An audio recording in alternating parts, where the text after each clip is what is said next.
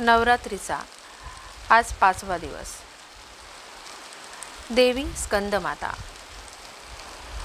देवी पार्वतीला स्कंदमाता असे म्हणतात, कारण ती भगवान स्कंदची म्हणजेच भगवान कार्तिकेयाची आई आहे।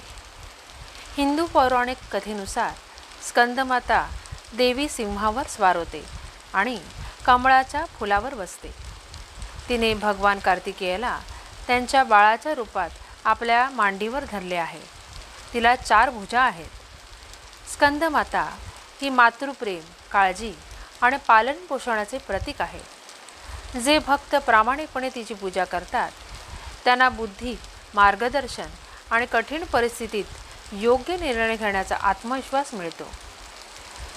या दिवशी आपण स्कंदमातेला केळीचा नैवेद्य दाखवतो।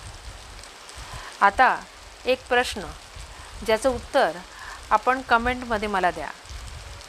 देवी स्कंदमातेचा मुलगा म्हणजे भगवान कार्तिकेय, याचे दुसरे नाव काय?